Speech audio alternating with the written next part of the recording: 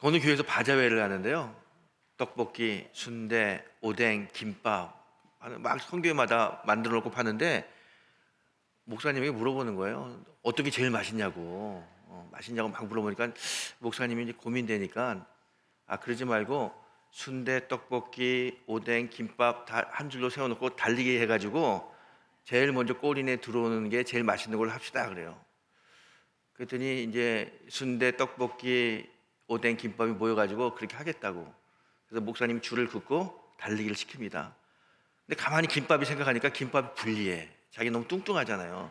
뛰기가 불리하니까 김밥이 작전 회의를 합니다. 어떻게 회냐면은 야, 우리가 좀 불리하니까 우리 뛸 때는 다 흩어져서 뛰자. 안에 있는 김은 김대로, 단무지는 단무지대로, 시금치 시금치로, 소세지 소세지 뛰고 저 결승점에 가가지고 딱 합쳐가지고 들어가자. 그럼 우리가 1등 하겠다. 너무 기가 막힌 작전을 짠 거예요. 그래서 여기 딱 하니까 막 순대, 떡볶이, 김밥 막 뛰는데 김밥을 다 헤쳐가지고 막 달리는 거예요. 그런데 단무지하고 오뎅하고 단무지하고 시금치하고 소세지는 막 잘 달리는데 김이 안 달리는 거야. 김이 와야 되는데 그러니까 단무지가 크게 소리칩니다. 김한테 야, 김 빨리 뛰어 빨리 뛰어. 그랬더니요 김이요 단무지를 향하여 이렇게 얘기합니다. 나는 양반김이야. 여러분, 협력해서 선을 이루어야 되는데 하나가 이렇게 안 하면 절대로 역사가 일어나지 않습니다. 이런 교회는 뭐냐, 성도는 뭐냐, 협력하여 선을 이루는 거예요. 오늘 우리가 오래간만에 바자회 하는데 정말 협력하여 선을 이루는 그런 아름다운 모습, 역사가 일어나길 소망합니다. 나는 성가대 하니까 바빠서 안 돼. 나는 교사니까 바빠서 안 돼. 이렇게 하는 게 아니고요. 여성교회가 주최하지만 모든 사람들이 다 돕는 거예요. 남성교회들은 여성교회 하는데 남성교회 뭐 해요? 할 게 왜 없어요? 많이 팔아주면 되지. 그게 큰일 하는 겁니다. 여러분 다 협력해서 정말 아름다운 공동체를 만드는 귀하고 복된 우리 하루가 되길 축복합니다. 오늘 우리 말씀을 보는데요. 오늘 말씀은 거라사에 있는 귀신 들린 사람을 고쳐주는 그 내용입니다. 예수님이 배를 타고 갈릴리 호수 저편 거라사의 마을에 갔습니다. 그 이방인들이 사는 곳이에요. 그곳에 가가지고 이제 마을로 들어가고 있는데 마을을 들어가다 보니까 공동묘지를 지나게 됐어요. 여러분, 우리나라는요 공동묘지가 마을 입구에 있지 않습니다. 마을과 떨어진 곳에 있잖아요. 근데 중동은 마을 입구에 공동묘지가 있어요. 그래서 마을을 가려면 반드시 공동묘지를 거치게 돼 있습니다. 예수님도 거라사의 그 마을을 가려면 공동묘지를 거치게 됐어요.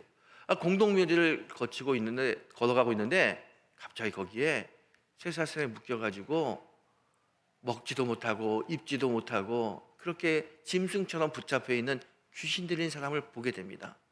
예수님이 그 사람을 보니까 너무 불쌍해요. 그래서 그 사람 몸속에 있는 귀신들을 물리쳐 줍니다. 예수님이 그 거라사 귀신 들린 사람 앞에 가서 이 더러운 귀신들아 나와라 그랬더니 이 귀신들이 뭐라고 이야기하냐면 예수님, 우리를 무적행, 지옥을 이야기하는 거예요. 지옥에 보내지 마시고 저 돼지떼에게 들어가게 해주세요. 예수님이 알겠다. 그리고 그 귀신들을 돼지떼에게 들여보내줍니다. 돼지떼에 귀신이 들어갔더니요 돼지들이 막 뛰면서 비탈길에 미끄러져 가지고 전부 다 수천 마리가 되는 돼지들이 물속에 빠져 죽었어요. 돼지는 죽고 이 귀신 들린 사람은 귀신으로부터 자유함을 얻었습니다. 오늘 이게 우리가 읽은 이 본문의 이야기예요. 여러분 많이 읽었던 본문의 이야기일 겁니다. 저는 이 본문을 읽을 때마다 늘 이런 생각을 합니다.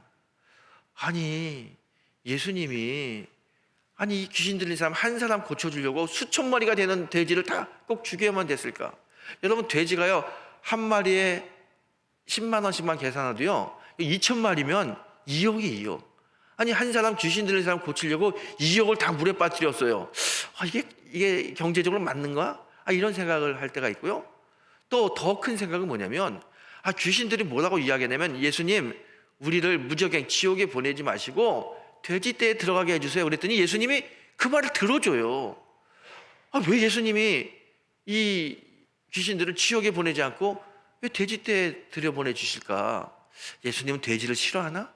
아니면 예수님은 동물을 사랑하는 마음이 없나? 이게 늘 궁금해요.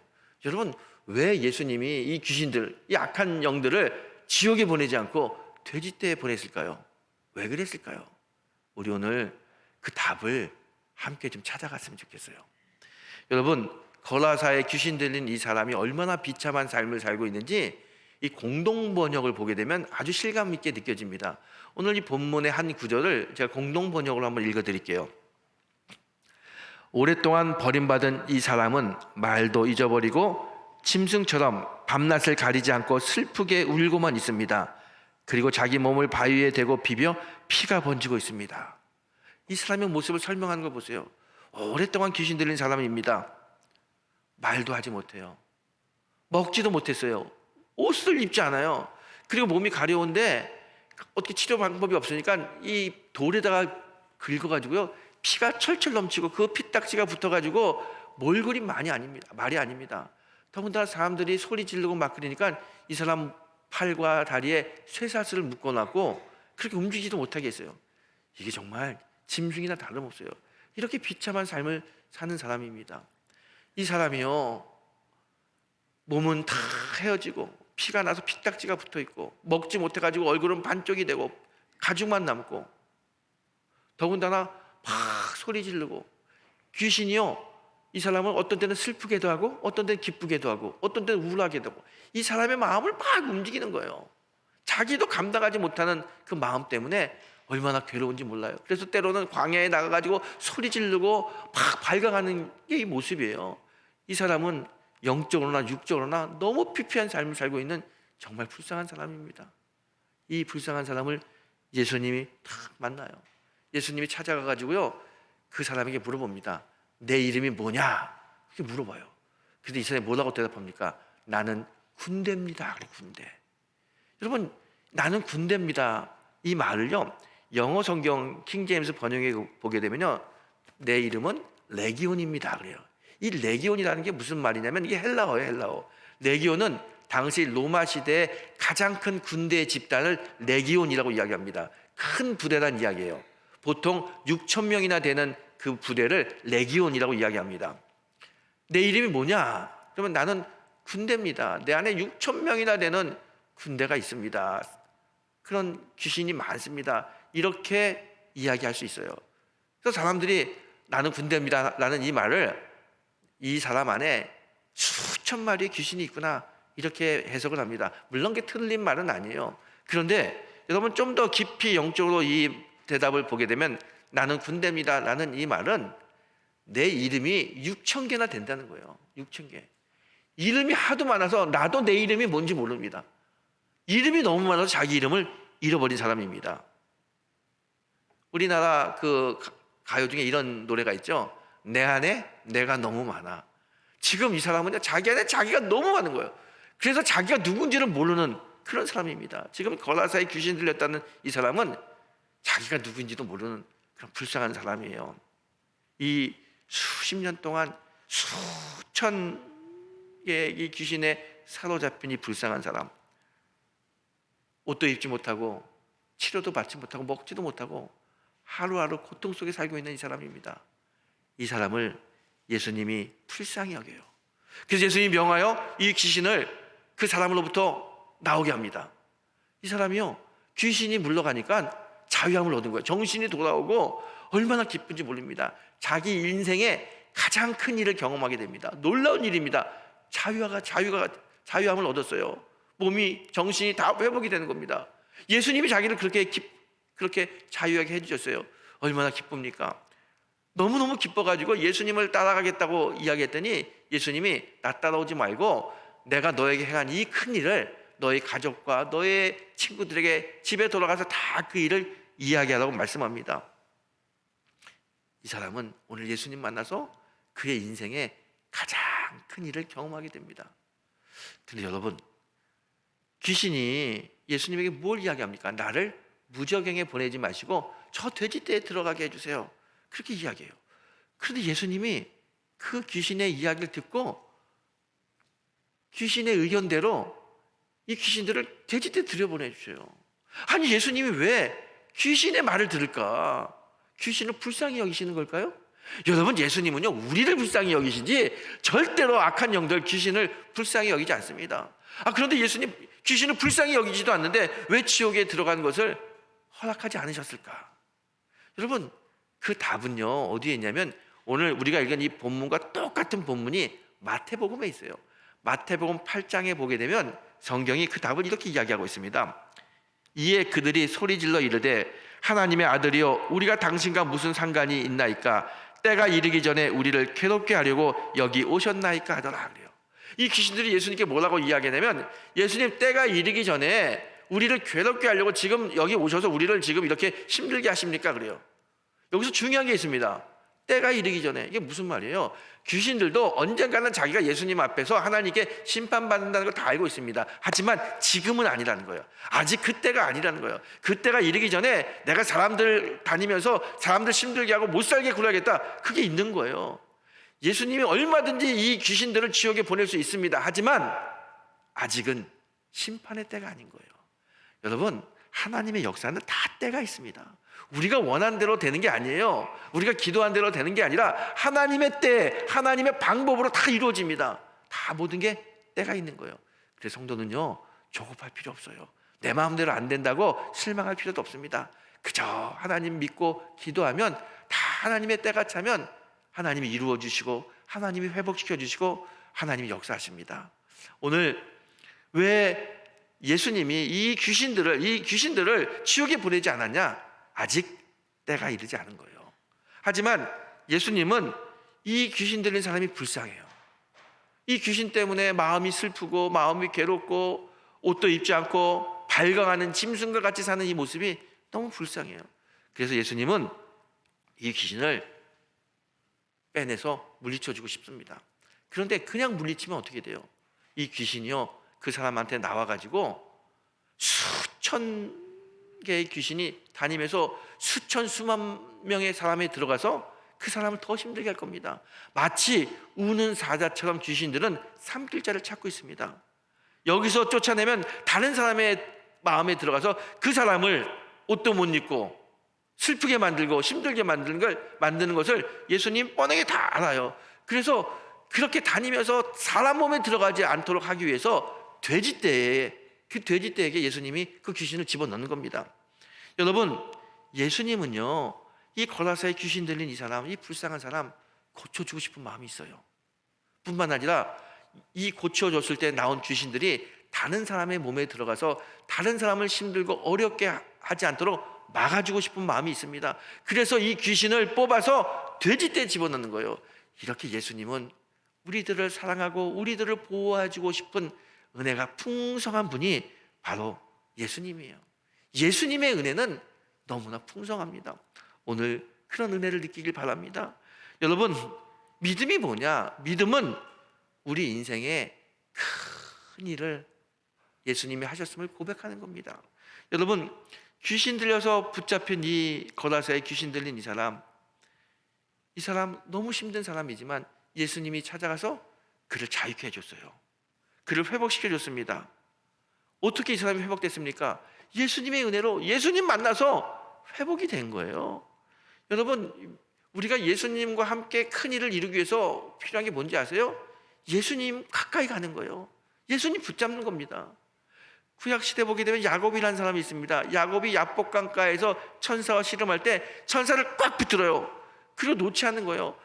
천사가 환도뼈를 쳐가지고 뼈가 부러지기 전까지 놓지 않습니다. 놓으라고 해도 놓지 않아요. 그러면서 야곱이 뭐라고 이야기합니까? 당신이 내게 축복하지 아니하면 절대로 놓지 않겠습니다. 그래요.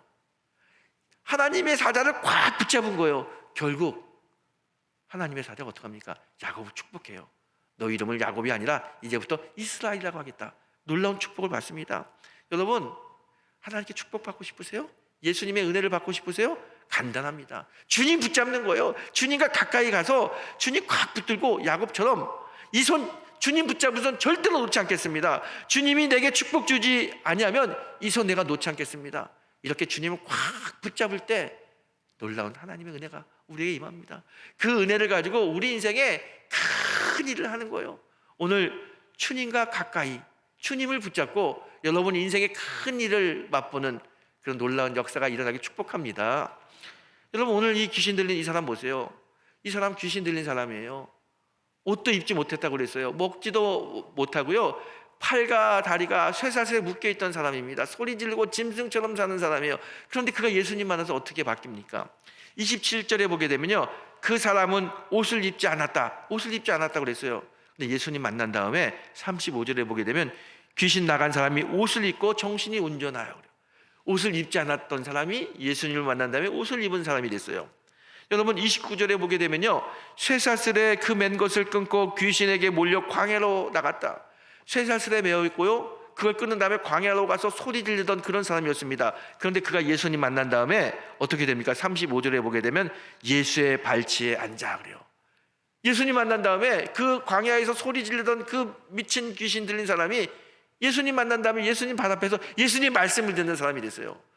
보세요, 이렇게 변하지 않습니까? 이 귀신 들린 사람이 예수님을 만나서 그의 육체가 회복될 뿐만 아니라 그의 영혼도 회복되는 놀라운 역사가 일어나는 겁니다. 예수님 만나면 우리의 우리의 마음, 우리의 영혼도 이렇게 변화되는 축복받습니다. 그래서 우리는 예수님 붙잡아야 되고요, 예수님과 가까워야 됩니다. 예수님 가까우면, 예수님 가까이 오시면, 예수님 붙잡으면 이 골라사 귀신이 받았던 영과 육의 축복을 오늘 우리도 받을 수 있습니다. 그 은혜가, 그 축복이 우리에게 임하길 축원합니다. 여러분, 귀신 들린 사람 본 적 있으세요, 여러분? 혹시 여러분 누가 여러분에게 집사님, 권사님 귀신 들렸어, 귀신 들린 것 같아, 그렇게 이야기해 보세요. 여러분 마음이 어떨 것 같아요? 굉장히 기분 나쁠 거예요. 왜 기분 나쁜지 아세요? 우리가 귀신 들렸다라고 하게 되면 귀신 들린 사람은 어떻게 생각하냐면 오늘 거라사 귀신 들린 사람처럼 소리 지르고 막 발광하고 옷도 벗고 다니고 비정상적인 삶을 사는 사람이 귀신 들린 사람이라고 생각해요. 그래서 너 귀신 들렸다 그러면은 내가 이렇게 멀쩡하게 살고 있는데 무슨 귀신 들려서 인정하려고 하지 않고요, 기분 나빠요. 여러분, 악한 영에 사로잡히면 비정상적인 생활을 하게 됩니다. 그런데 우리가 내가 너 악한 영에 사로잡혀서 그러면 그것 굉장히 듣기 싫어요. 왜? 나는 멀쩡하게 살고 있는데. 여러분, 악한 영에 사로잡혔다, 이 말을 성경적으로 해석하면 어떤 말인지 아세요? 성경적으로 해석하게 되면 하나님과 관계가 끊어졌다는 이야기예요. 하나님과 관계가 끊어지면 악한 영이 사로잡습니다. 악한 영에 사로잡혔다는 이야기는 예수님의 은혜, 하나님의 은혜 밖에 우리가 살고 있다는 거예요. 그게 악한 영에 사로잡힌 모습이에요. 여러분, 본문에 귀신이 예수님을 딱 만났을 때 뭐라고 이야기하냐면 이렇게 이야기합니다. 하나님의 아들 예수여, 당신이 우리와 무슨 상관이 있습니까? 그래요. 귀신이 하는 말을 잘 보세요. 하나님의 아들 예수여. 이 예수님이 하나님의 아들인 거 귀신이 알았어요. 그러면서도 뭐라고 이야기하냐면 당신이 우리와 무슨 상관이 있습니까? 지금 당신과 우리 사이 그렇게 깊이 관계하지 말고 각자 그냥 알아서 살자. 나는 당신이 하나님의 아들인 거 압니다. 여러분, 하나님의 아들이면, 전지전능한 하나님의 아들이면 그분의 통치 속에 들어와야 되는데 귀신은 알아요. 하지만 우리 각자 길 갑시다. 우리 서로 관계하지 않고 간섭하지 말고 그렇게 삽시다. 귀신이 그렇게 이야기하는 거예요. 귀신 들린 사람, 악한 영에 사로잡힌 사람의 특징이 뭔지 아십니까? 귀신이라는 이야기예요. 내가 당신과 무슨 상관이 있습니까? 여러분, 우리가 신앙생활에 적어도 여기 오신 우리 모두는요, 예수님이 누군지 다 압니다. 예수가 누굽니까? 하나님의 아들이에요. 우리의 구원자 다 압니다. 그런데 우리의 마음속에 어떤 마음이 있냐면 하나님과 예수님과 가까이 지내기는 좀 어려워, 불편한 마음이 있어요. 하나님의 아들 예수라고 고백은 하지만 예수님과 좀 거리를 두고 그렇게 신앙생활하고 싶은 마음이 있어요. 여러분, 제 친구가 있는데요, 권사님이에요. 근데 그 친구가 진짜 예쁜 딸이 있어요. 근데 어느 날 담임 목사님이 그 권사님을 만나자고 그래요.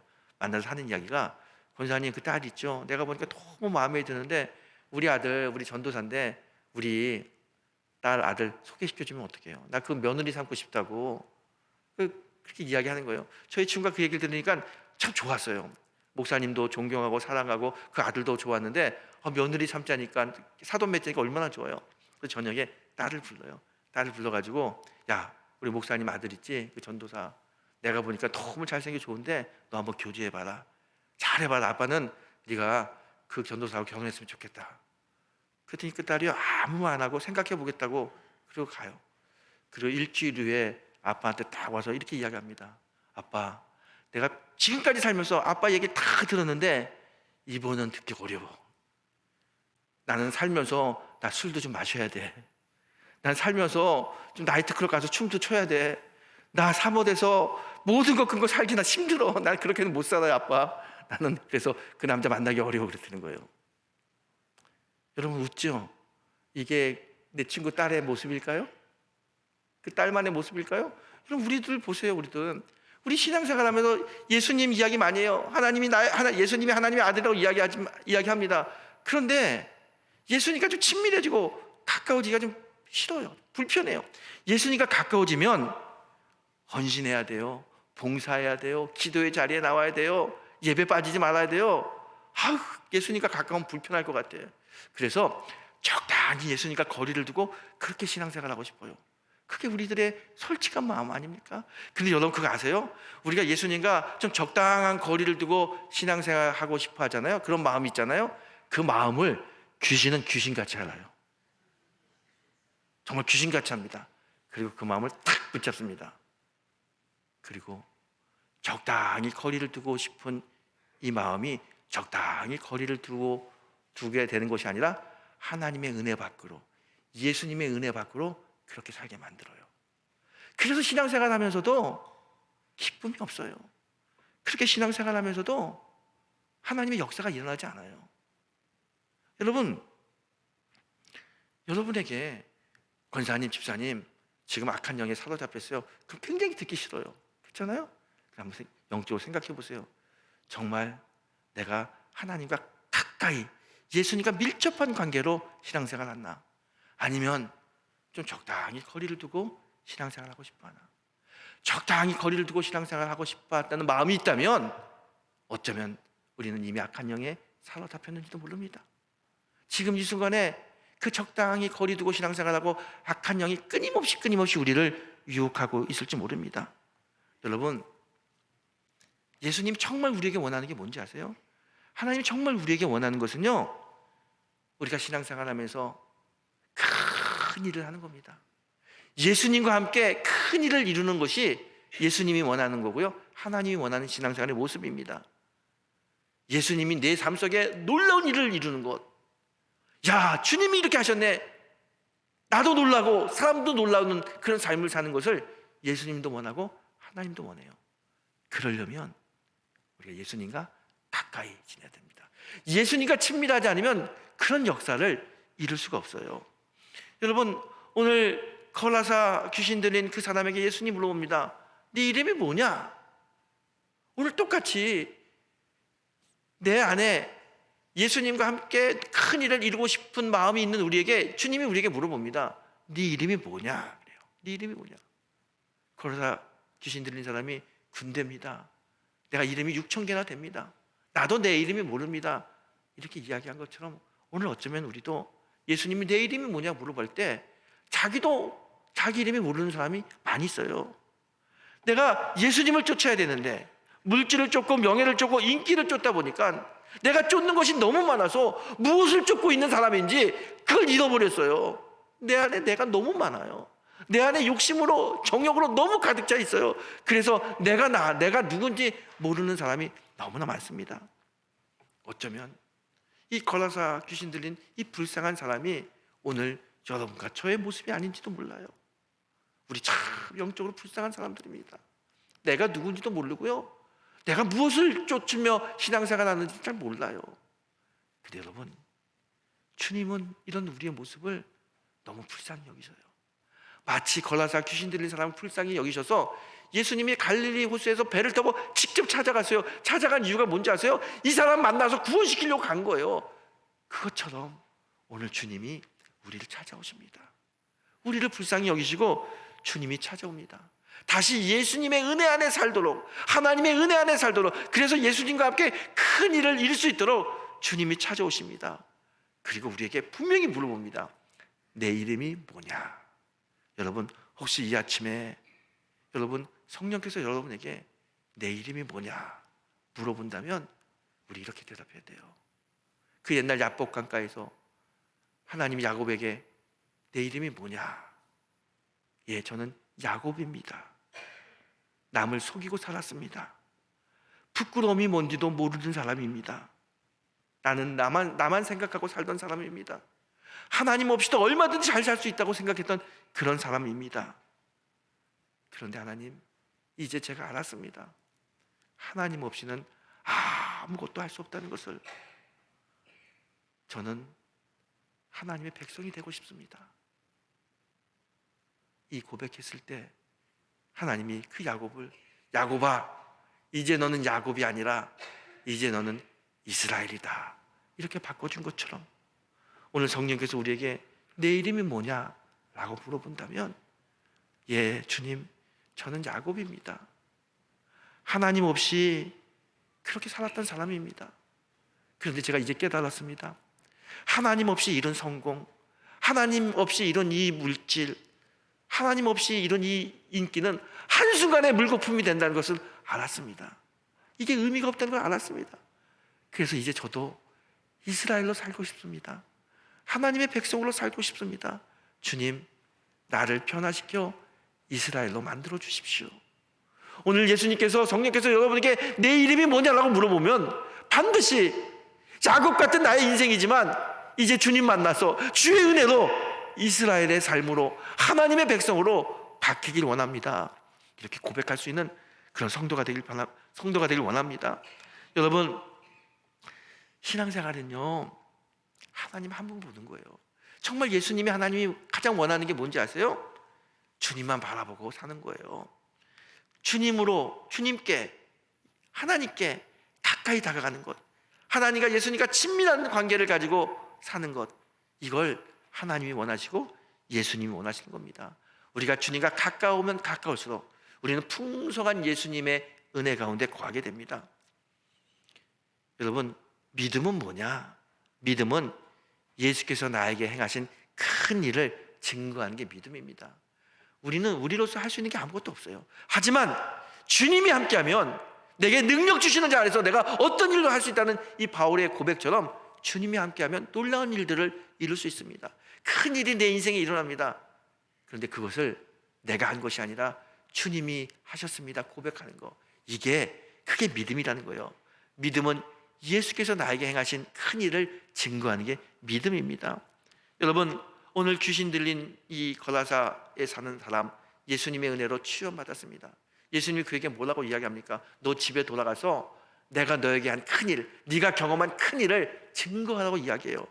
이 사람 집에 돌아가서 변화된 모습 보여줍니다. 귀신 들린 사람이었는데, 옷도 안 입는 사람이었는데, 소리 지르고 미친 사람처럼 날뛰던 사람이었지만 내가 이렇게 변화됐다, 예수님이 나를 이렇게 변화시켜 주셨다, 내가 육신의 변화뿐만 아니라 영혼의 변화도 일어났다, 이렇게 증거하는 사람이 됐어요. 오늘 정말 주님이 우리에게 원하는 건 뭐냐면, 예수님 만나서 주님을 통해서 큰 일을 한 것을 증거하는 겁니다. 가장 큰 일이 뭡니까? 내가 예수님 만나서 변화됐다는 거예요. 야곱이었던 나의 삶이 이스라엘로 변한 것처럼 나만 생각했던 사람이 우리를 생각하는 사람으로, 이웃을 생각하는 사람으로 변화됐다는 겁니다. 하나님을 사랑하고 이웃을 사랑하는 모습으로 변화됐다는 거예요. 여러분, 옷을 입고 입지 않은 광인이 예수님 만나서 옷 입은 사람으로 변화된 것처럼, 쇠사슬에 매여 있던 사람이 예수님 만나서 예수님 발 앞에 앉은 사람으로 변화된 것처럼, 오늘 주님 만나서 이스라엘로, 하나님의 백성으로 변화되는 놀라운 역사가 우리의 삶 속에 있게 되길 축복합니다. 여러분, 오늘 우리가 바자회 하잖아요. 오래간만에 코로나 이후에 정말 바자회 마당에서 합니다. 저는요, 이 바자회를 통해서 우리가 변화된 모습을 보여주는, 그래서 하나님이 나에게 큰 일을 행하신 것을 같이 증거하는 그런 시간이 됐으면 좋겠어요. 여러분, 바자회 하면서 내가 어느 여성교회든지 뭐 물건 얼마 팔았냐, 얼마 남았냐, 이런 거 물어보지 마세요. 그 얼마 팔았냐, 얼마 남았냐, 이게 중요한 게 아닙니다. 음식을 나누고 사랑을 나누고 마음을 나누는 게 너무 중요해요. 오늘 그동안 하나님 우리에게 얼마나 많은 은혜를 주셨습니까? 코로나의 기간 동안 참 은혜 주셨잖아요. 신앙 지키게 하고 믿음 주시고, 그래서 우리가 잘 살았습니다. 지금도 하나님의 은혜가 얼마나 큰지 모릅니다. 이 하나님이, 예수님이 나를 통해서 얼마나 큰 일을 행하는 일을 간증하고 나누는 그런 시간이 되길 원합니다. 음식을 먹으면서도요, 음식이 야 이거 왜 이렇게 짜냐, 왜 이렇게 싱겁냐 이런 얘기하지 마시고 주님의 사랑을 이야기해 보세요. 내가 받은 은혜를 그렇게 나눠보세요. 그게 정말 오늘 주님과 함께 큰 일을 이룬 우리들의 모습이 될 겁니다. 여러분, 예수님이 정말 원하는 것은 우리가 예수님 만나서 나에게 내 인생이 바뀌었던 큰 일을 나누는 것, 증거하는 걸 원합니다. 오늘 우리 예수님 만나서 하나님 사랑하게 되고 이웃을 사랑하는 모습으로 변화됐잖아요. 오늘 이 바제의 기간 동안 그 변화된 모습을 증거하는, 그래서 하나님께 영광이 되고 우리의 삶 속에 하나님이 살아있음을 증거하는 귀하고 복된 성도가 되시기를 주의 이름으로 축원합니다.